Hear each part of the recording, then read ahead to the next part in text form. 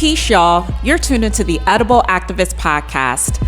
I am your host and favorite go-to edible activist, Melissa L. Jones.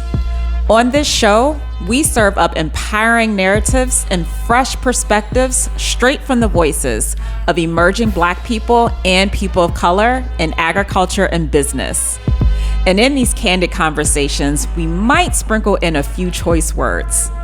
They're the ones stewarding the land, healing communities, and championing food justice and economic empowerment across the country. Their contributions and stories sprouted from the earth truly embody the spirit of activism in their own unique, edible ways. So let's dig in and get started. All right, peace and welcome to the Edible Activist Podcast. We have an exciting episode for you today as we welcome a new Edible Activist alum, LaMonika Jones, who's been appointed as the new director of DC Hunger Solutions right here in our nation's capital. We're diving into a conversation about her ambitious agenda in this new role to combat hunger in our nation's capital and what this really means, plus connect the dots to our constant theme of agriculture. So without further ado, let's get started. LaMonika, welcome. Hello. Thanks, Melissa, for having me. I appreciate it. Absolutely. So you are a new member to the Edible Activist. I'm not going to call it a cohort, but you're an alum. You know, like, even though this show hasn't ended, like, we're just getting started. Yeah. Well, I'm honored. I'm super excited to have you. And we have a lot of conversations, obviously a lot around, our central theme of agriculture. And I always welcome diverse opinions, perspectives, backgrounds, varying backgrounds. And so I'm just really super excited to bridge the work that you're doing to the mission of this podcast. And so you have a big role ahead of you. Yes, I do. A big agenda. Yes. And so we're gonna dive into that. We are. But LaMonika, where are you a Detroiter? I am. Hardly home, but always repping. I knew I read that. And so, shout out to Detroit, one of my favorite cities. I love Detroit. What up, though? Yes. It's only right to kick the show off that way. I had to bring that up. We love a really good origin story here, LaMonika, and I know we don't have a ton of time, but the audience needs to know who LaMonika is, and we want to get a bit into, the mission of DC Hunger Solutions as we dive into this big agenda that you have. So, give us a little bit about who LaMonika is. Yeah, so I'll try to give you a deep but high-level overview. So originally from Detroit, my foray and interest into food was not conventional in terms of how a lot of other food activists and food professionals entered into the field. My father was a owner-operator of a franchise restaurant. And so I learned the background of food when I was in high school at 16. So I learned how to price your food, how much food cost, the markup that you would put on food, what a commodity was. So I learned all of that as a background. And so, fast forward several years, I originally wanted to be a federal prosecutor. You knew that early on. Wow. That was my original goal, was to be a federal prosecutor, until I took the LSAT and I said, I don't want to be a trial attorney anymore. And so I moved to Atlanta. I lived in Atlanta for 14 years, and I started working for a food service distributor where I learned more of the background of food. I got to learn the contracting side this time. And so working with government agencies, with local businesses, again, on that food business part, marking up food, what a commodity pricing was, the seasonality of food, all of that. And from there, and in my working with a legislator, one of the youngest state representatives in Georgia, I started working in education reform, and I became a high school teacher. And so working with my students who are now fully grown and have kids of their own, which is absolutely crazy. We getting old. Man. Wise. Wiser. Seasoned. Yes. Seasoned.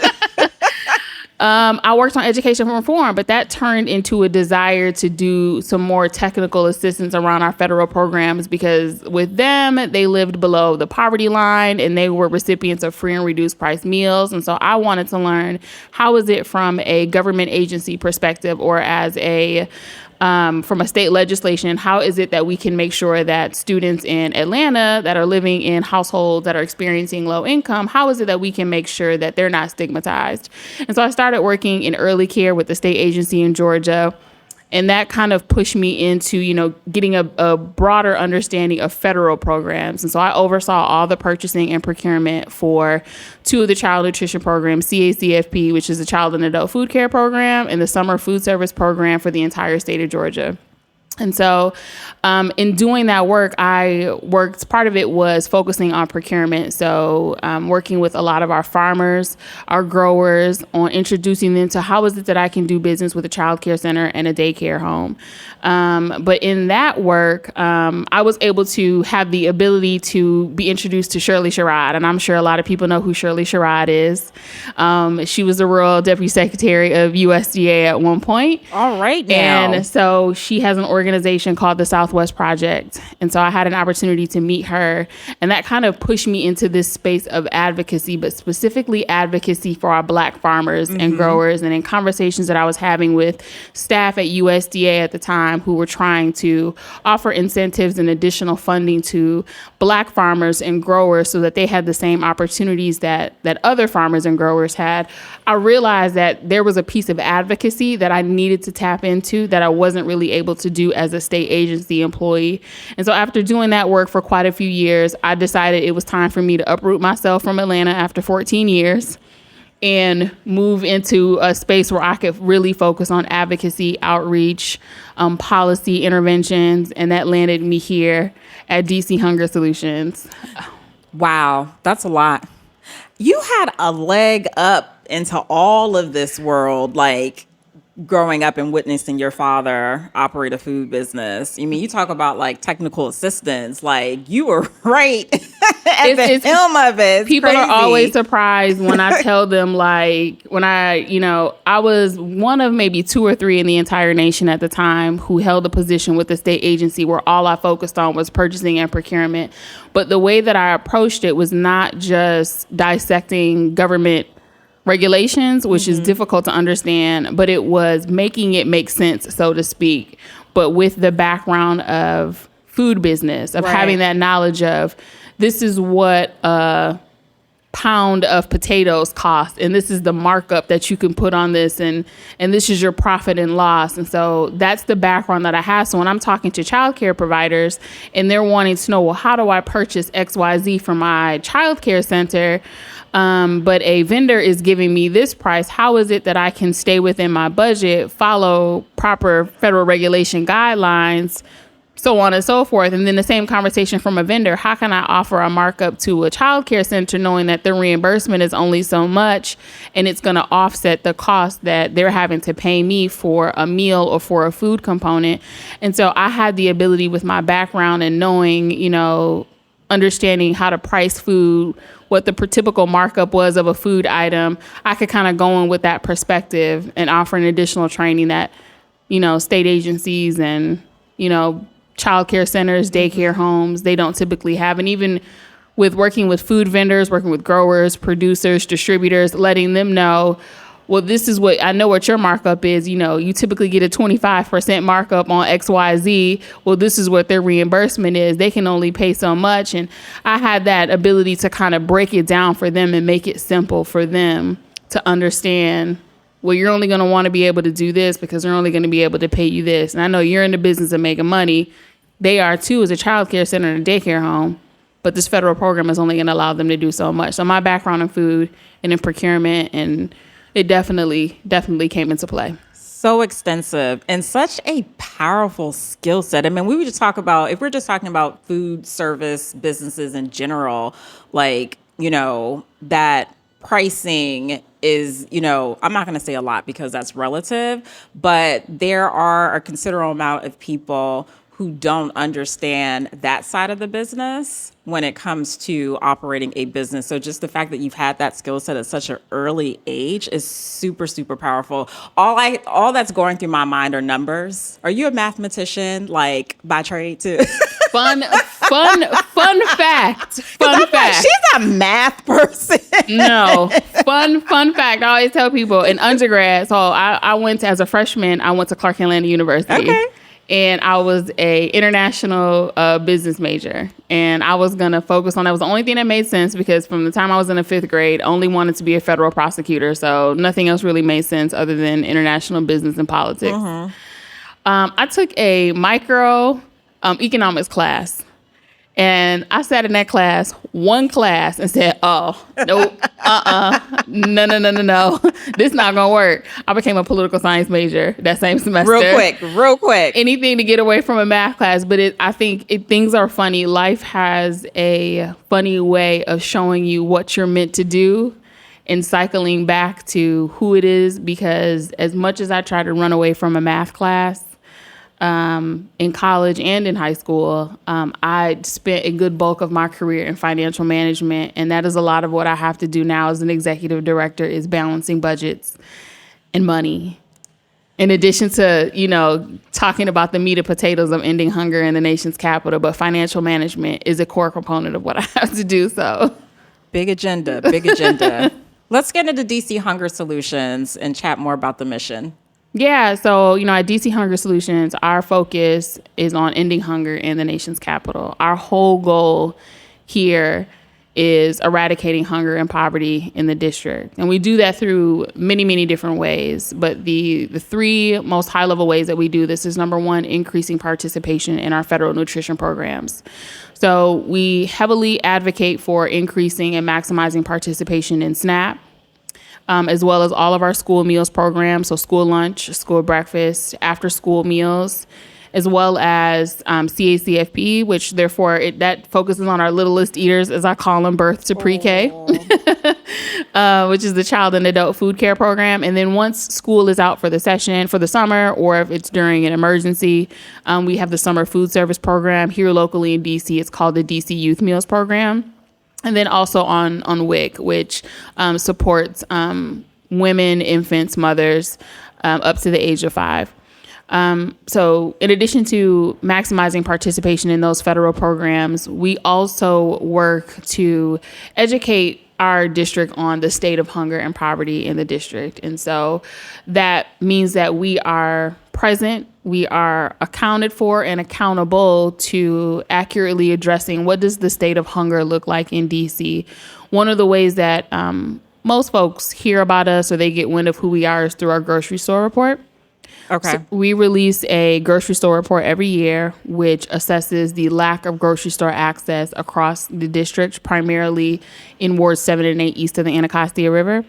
And in that grocery store report, we're true to who we are as an organization, where we don't just address the challenges or issues that we may see across the district. We offer solutions. So in that report, while we are addressing the lack of grocery store access, we're also addressing and raising solutions on how we can increase grocery store access, whether it be support by DC Council for Nourish DC Collaborative, or the supermarket incentive tax, or through the Food Access Fund.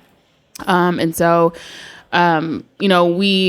use that as a tool to make sure that we are educating, especially those outside of the district or those that live in areas of the district that have, upwards of 10, 15 grocery stores compared to Ward 8, where there's only one full service grocery store.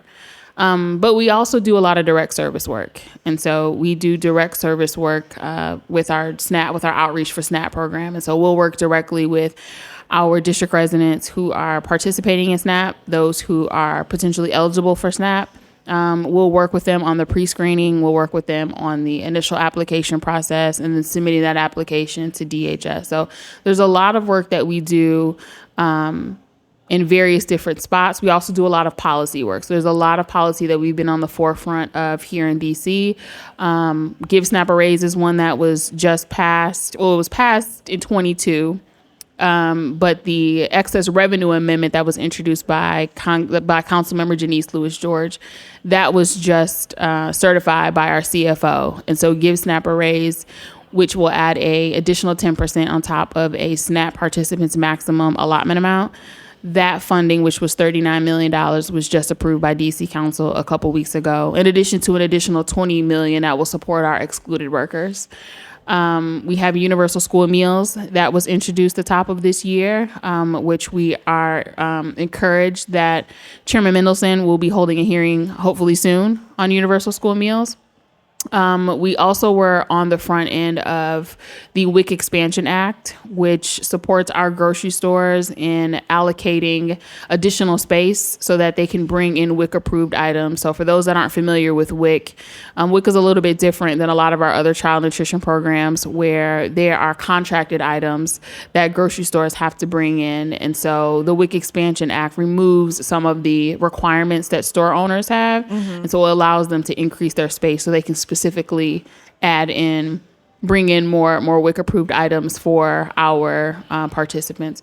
We were also on the leading edge of the Healthy Schools Act, which mandates free breakfast for all schools, all students in DC. So if you have a student or a child that attends any one of our DC schools, they all have free breakfast. And additionally, the Healthy Students Amendment Act, which that brings in some additional incentives and also encourages alternative breakfast models. So breakfast in the classroom, some places call it a second chance breakfast, or breakfast after the bell. So policy, increasing participation in nutrition programs, as well as technical assistance and direct services are some of the ways that we're able to do the work that we're doing across the district. Ooh, you read me a scroll, LaMonika. You read me a whole scroll, and thank you for that. I appreciate you giving our audience some intel about DC Hunger Solutions.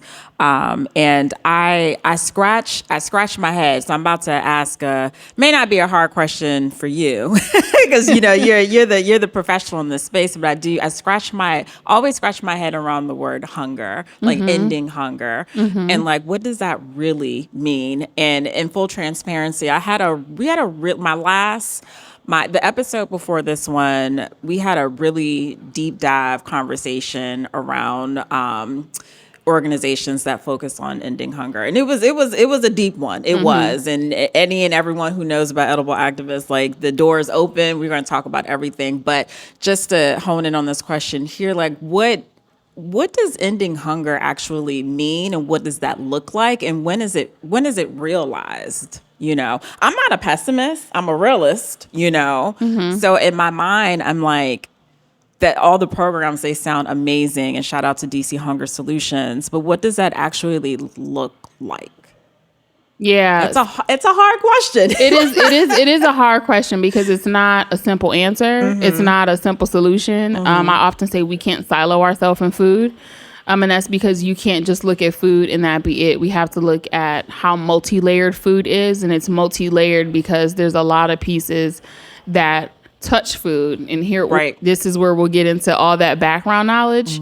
I'll give you a little supply chain management lesson that I typically give. Please teach me. when we talk about food, we have to talk about all those non-food related factors. Some of that being the social determinants of health.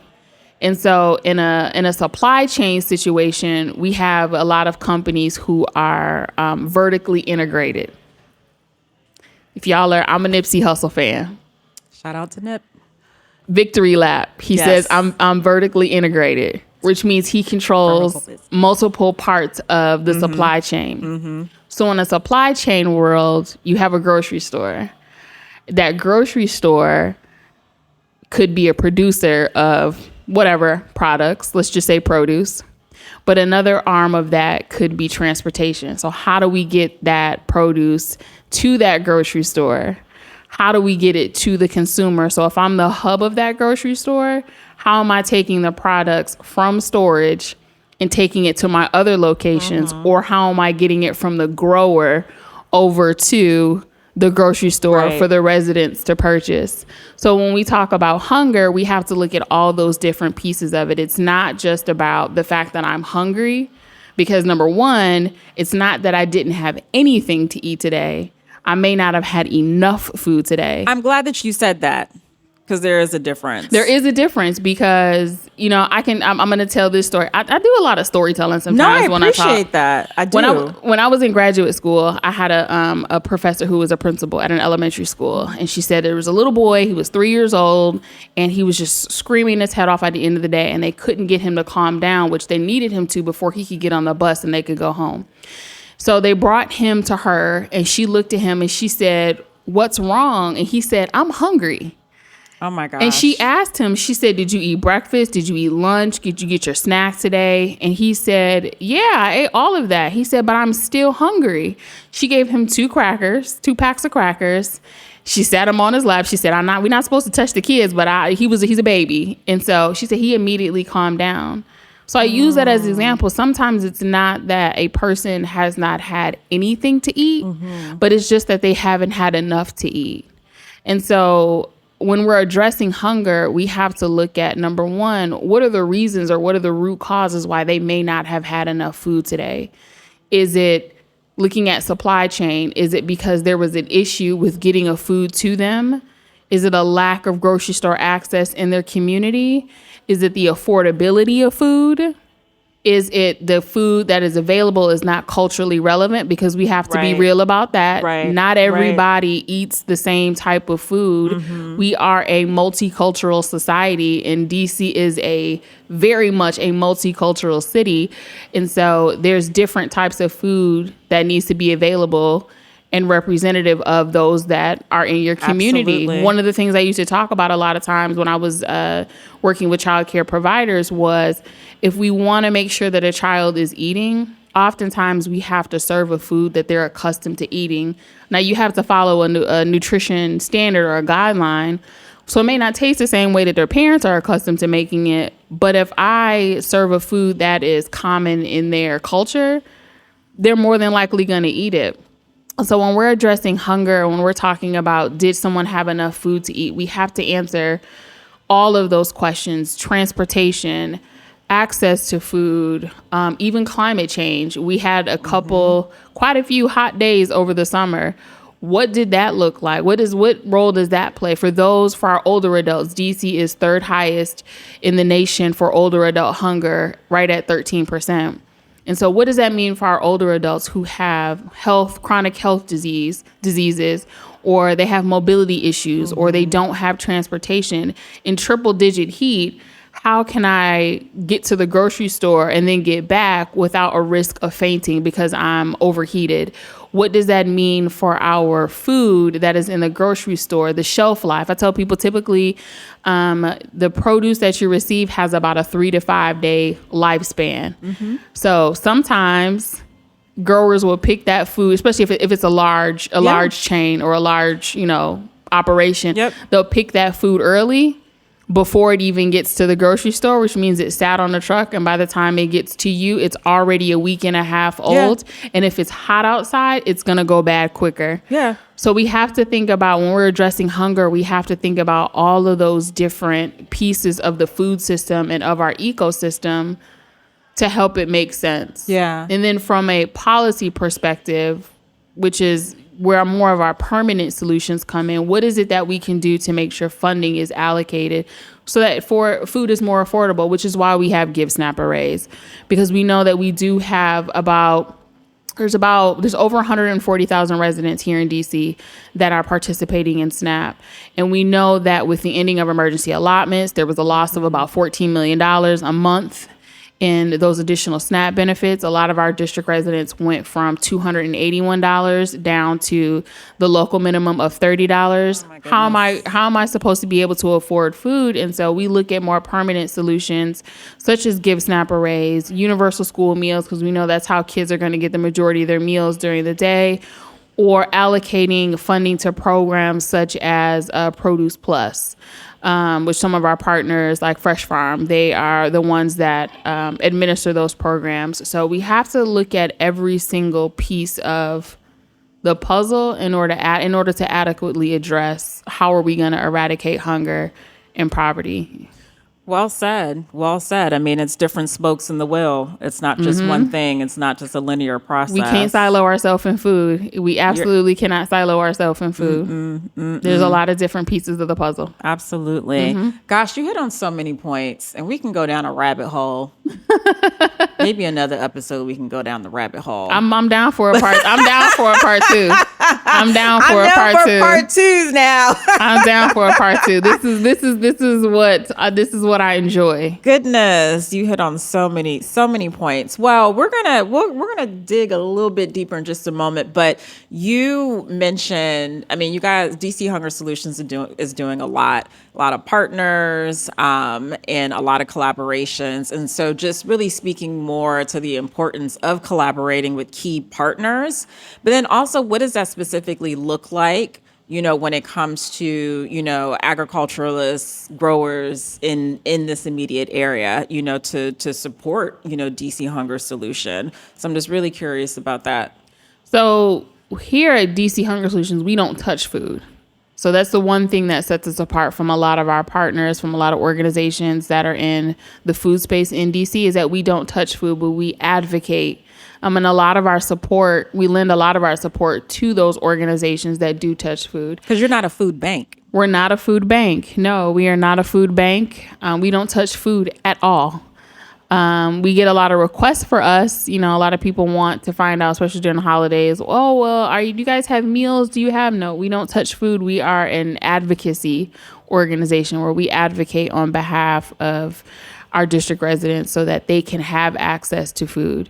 And so when we're talking about partnerships, a lot of the work that we're able to do is because of our partnerships. We partner with we're part of a lot of coalitions. And our coalitions they have different purposes and different missions for what they do. So one of our partners that I am on the executive committee for is the DC chapter for the Good Food Purchasing Program. And so there's 5 components to the Good Food Purchasing Program that's aligned with the Center for Good Food Purchasing. And that's where we're able to get closer to working with our agricultural partners. And that's making sure that we're focusing on locally grown foods here in the district. How can we make sure that government agencies, program providers, if you are a restaurant in the district, doesn't matter. How is it that you're able to align your business practices with those good food purchasing program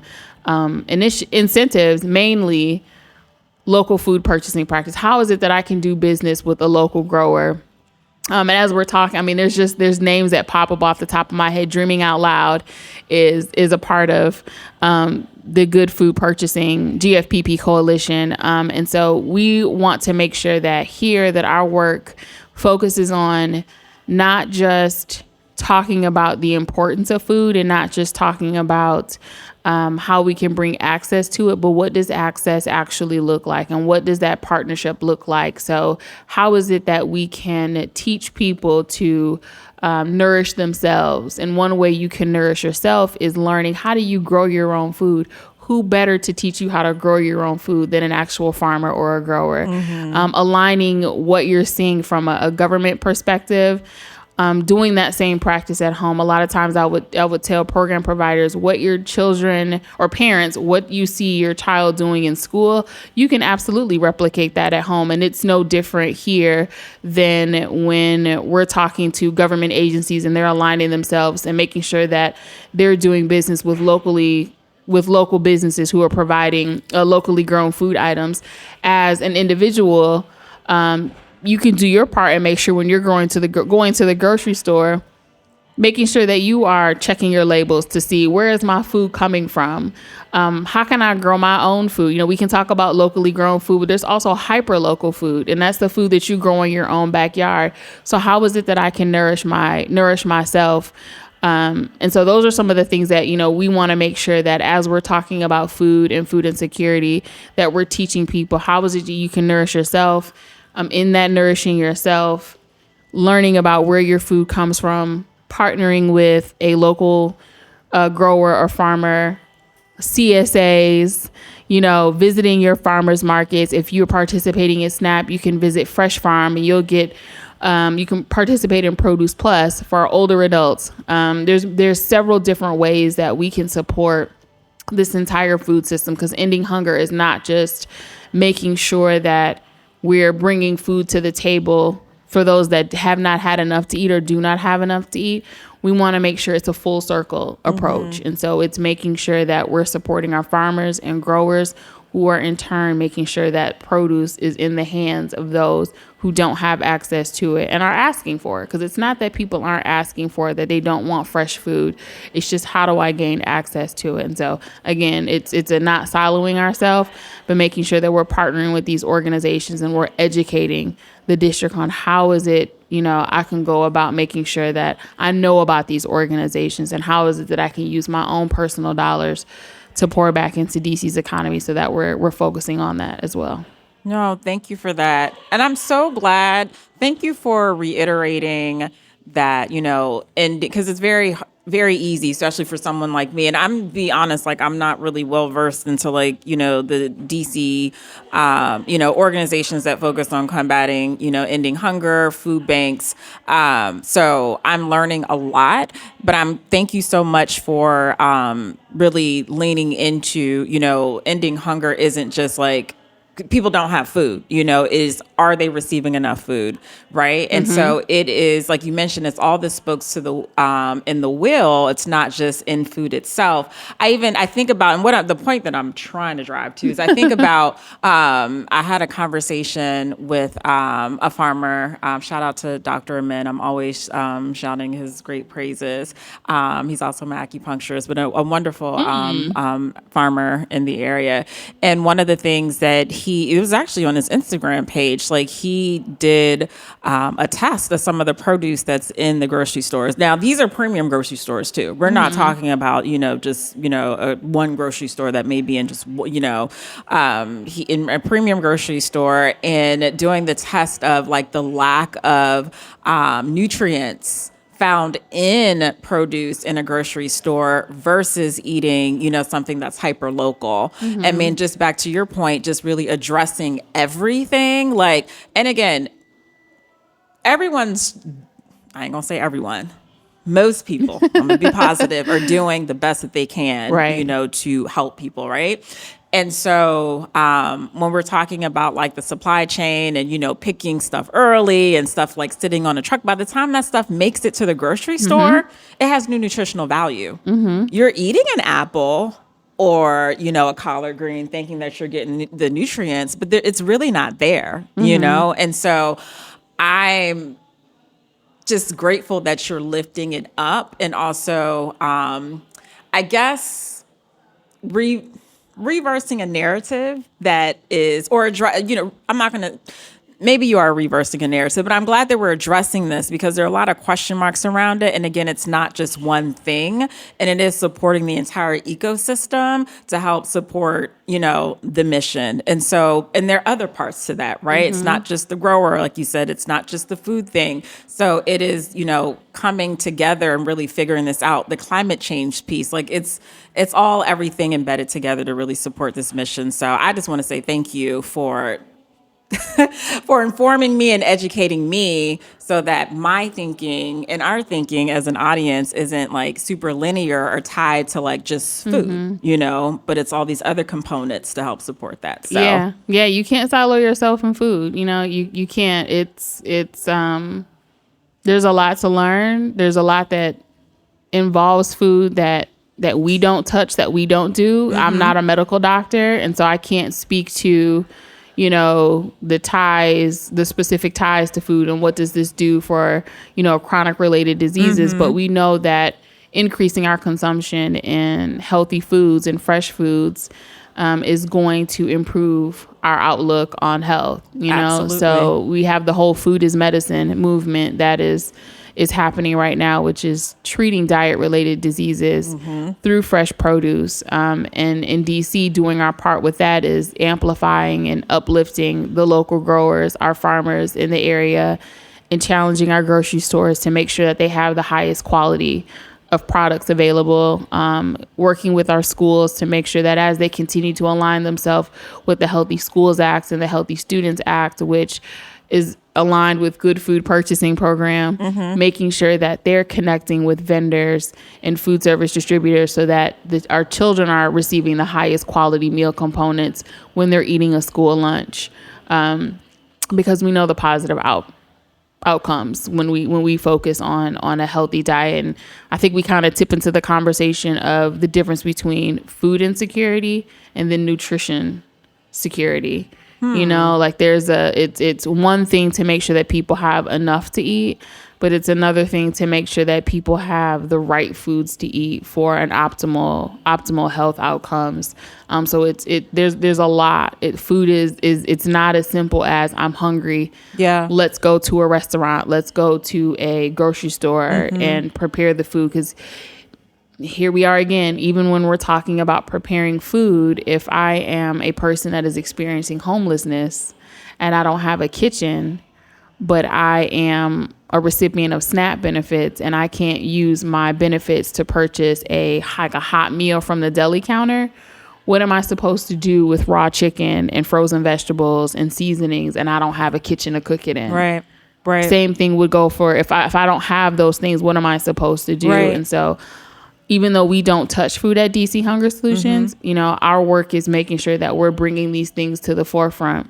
And as we advocate and step into spaces where we support those that are directly advocating for federal representation for DC, we want to make sure that we're bringing this to the table. And so we rely on our parent organization, the Food Research and Action Center, to share with them what's going on in DC, making sure that as, you know, we encounter more individuals that are experiencing homelessness, we're raising these issues and saying, listen, DC is facing the same thing that everyone else is across the nation. We need to make sure that if we want to address food insecurity and address it from all fronts, it's not just making sure that we're increasing participation in SNAP, but we want to we're in a housing crisis.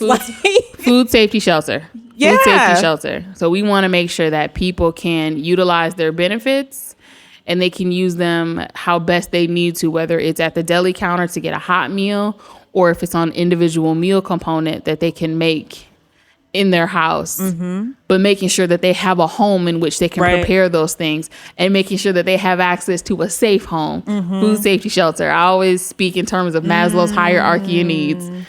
Because even if you have a home, is it safe?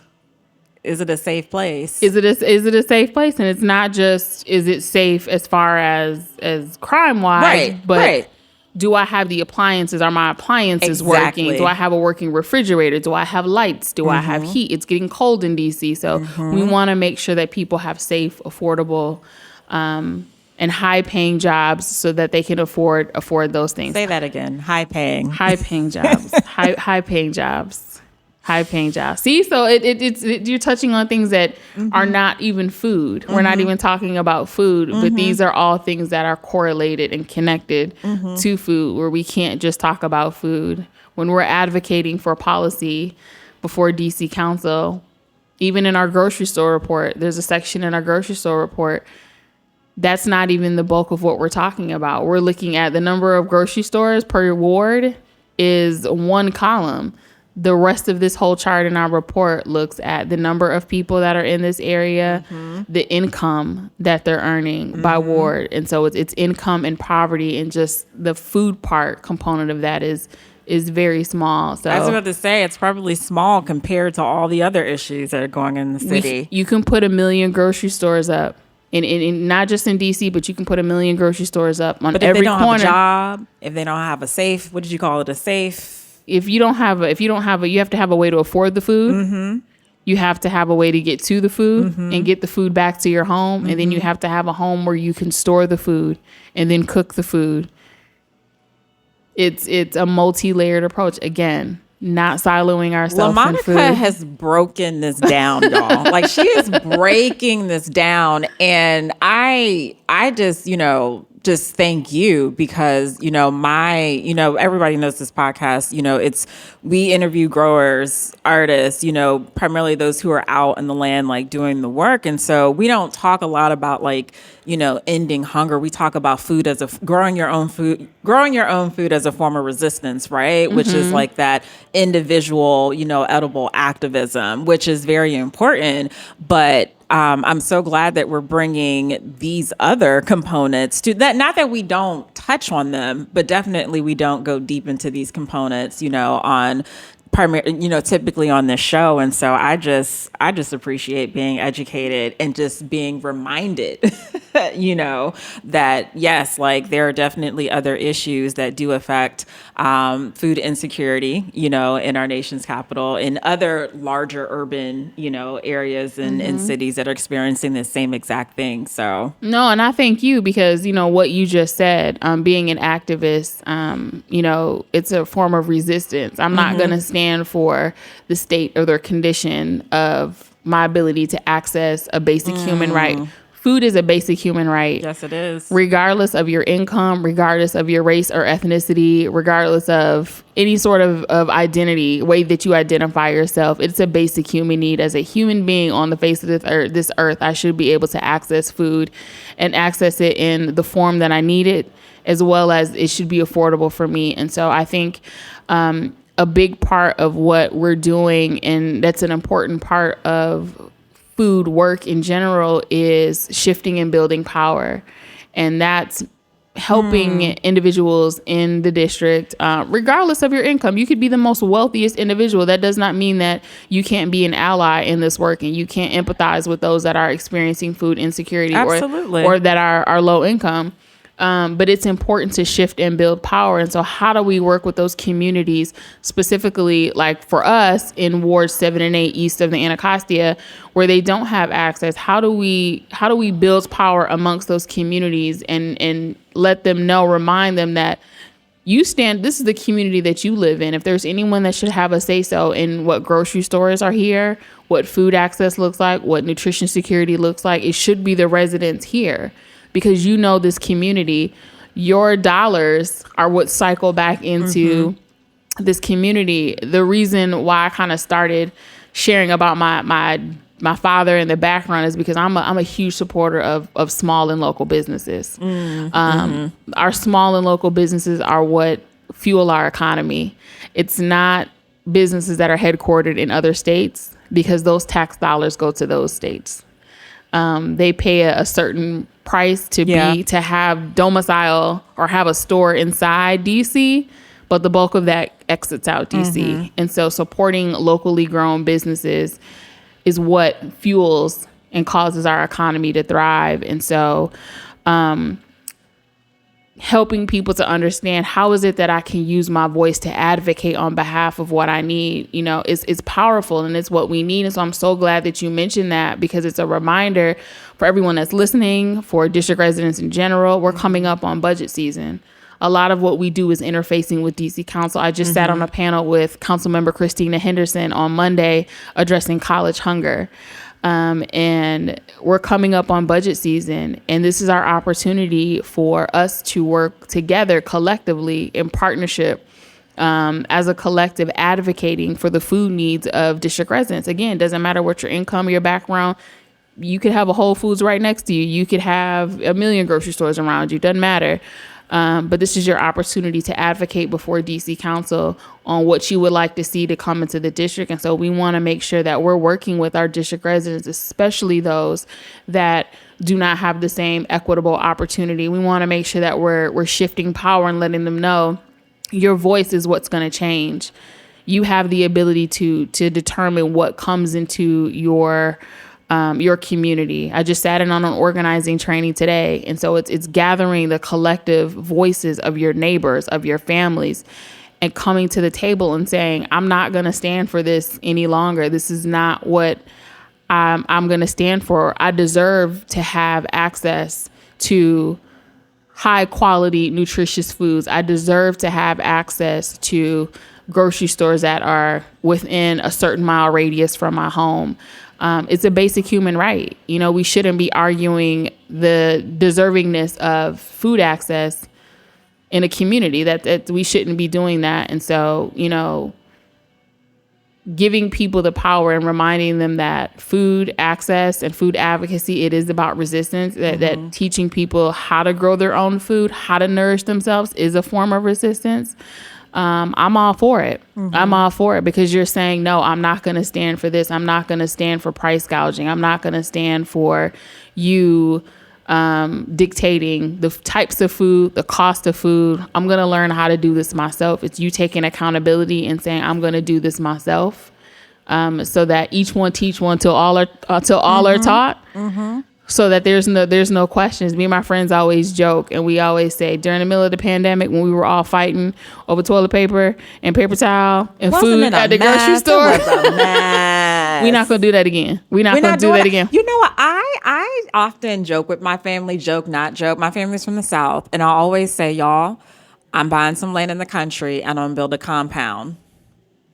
And they laugh, and I'm like, no, I'm serious.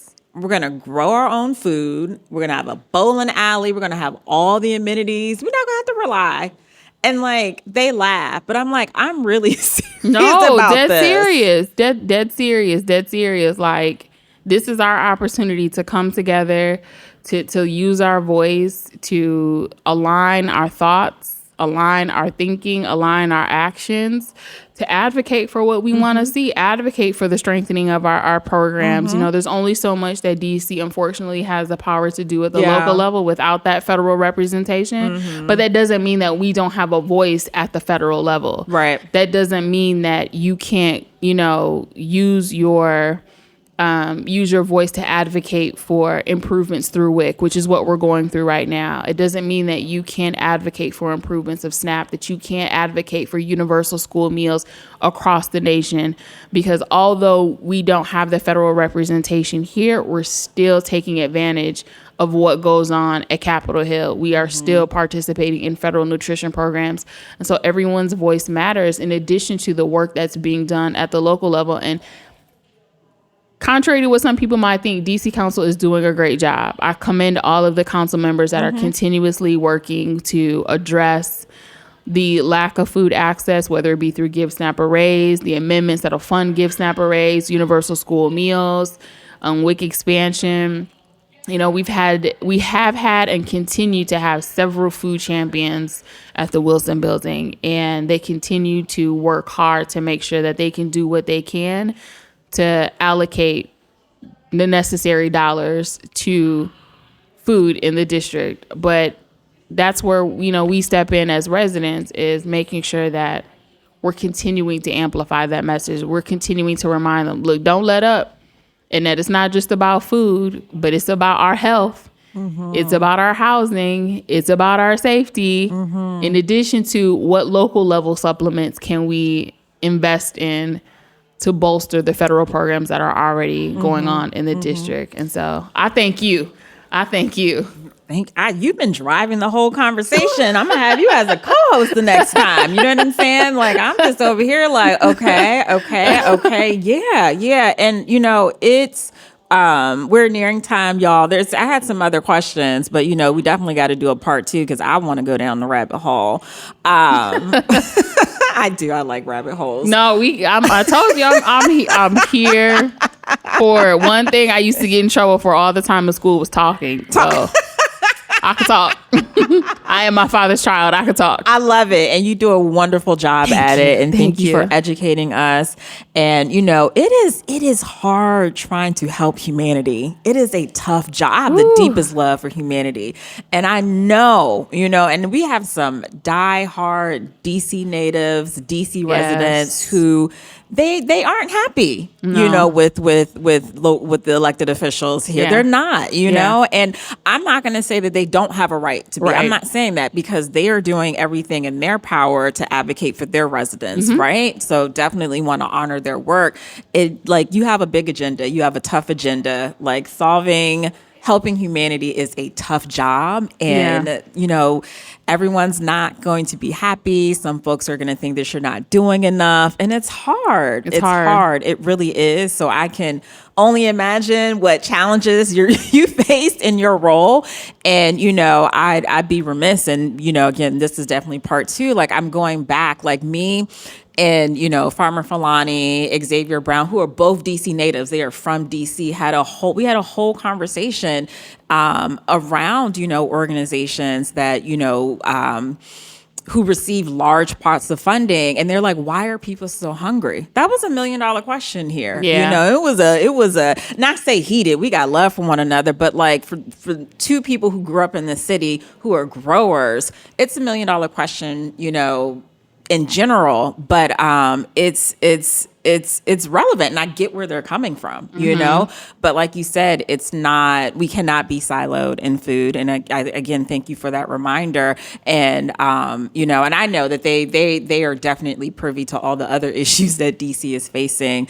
But it is a question that came up, and I just honor everyone's perspectives. I honor everyone's opinions, and we are all trying to do everything the best that we can to help, you know, but there's just some who will feel like we're not doing enough, and it's a tough job. So until every mouth is fed, until every belly is full and feels like they have enough to eat, the work will continue until we can wake up and say we've solved hunger.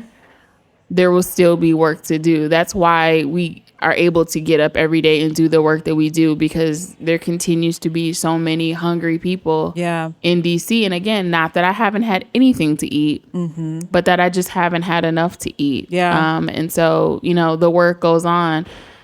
People work, which is what I call it, is messy. It's messy because we're multifaceted beings. I'm not just one way. There's so many things that make up who a person is, and the longer you live, the more experience you have.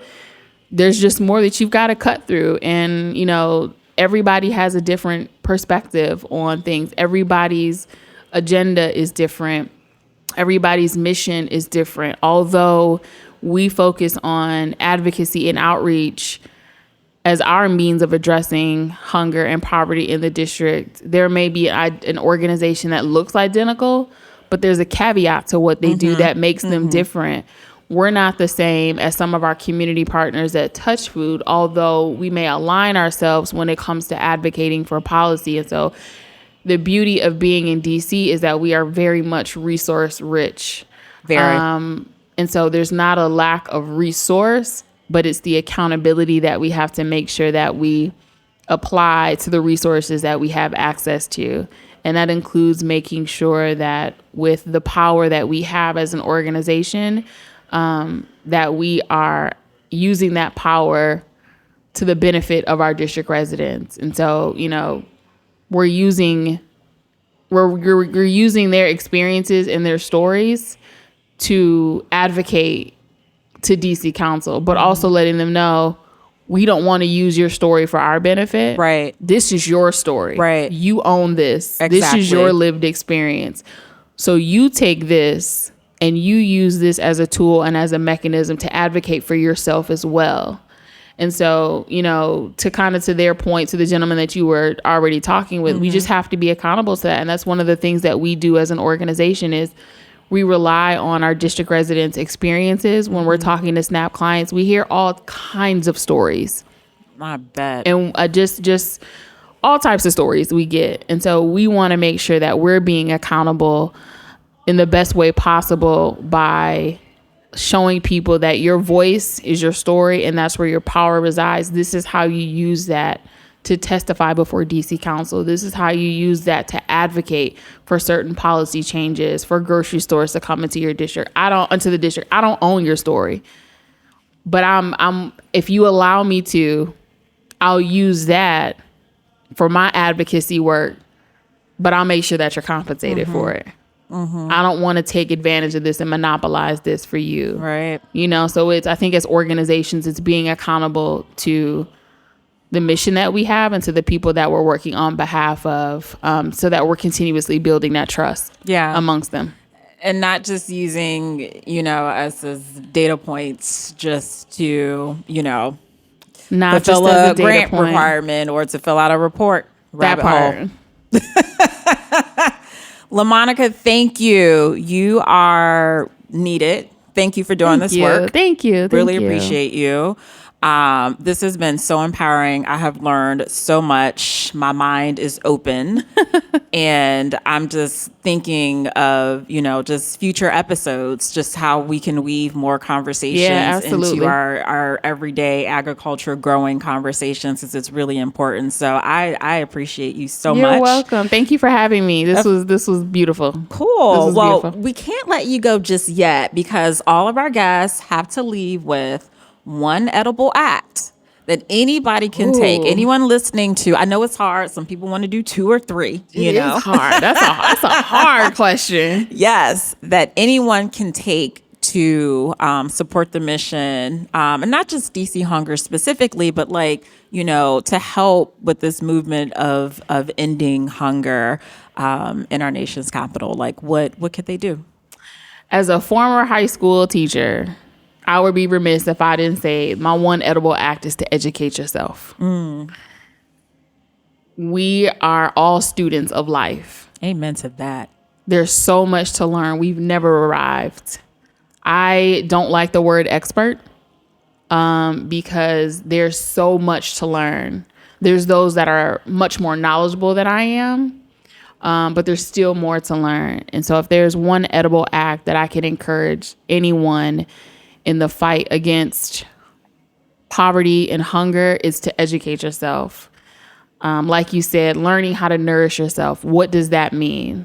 How do I grow something as simple as green peppers in my backyard? You know how to nourish yourself. How do I grow blueberries? Where does my food come from? How do I look at a label when I go to the grocery store? Educate yourself. We're coming up on budget season. How do I advocate for what I want? Educate yourself. Who do I reach out to? You can reach out to DC Hunger Solutions. We're here. But educate yourself. Learn about the history of food. Learn about those who've paved the way for us to get to where we are. Learn how you can empower yourself. It would definitely just be to educate yourself. I love that. Educate yourself. Knowledge is power. There you go. I love it. All right. Thank you all so much for tuning in. You can catch this episode on iTunes, Spotify, Google Podcasts, all the platforms, Full Service Radio. Until next time, peace. Thanks for tuning in. You can catch today's episode on iTunes, Spotify, and Simplecast. And be sure to follow us at Food Talks in Color. That's just the letter N on Instagram, Facebook, and Twitter. And did you know we are on Patreon? This is a way for you to take action and support our mission of amplifying BIPOC voices on the Edible Activist podcast. Visit patreon.com/Food Talks in Color to learn more. Peace and blessings. And remember, in the great words of Baba Tariq Adunu, there is no culture without agriculture.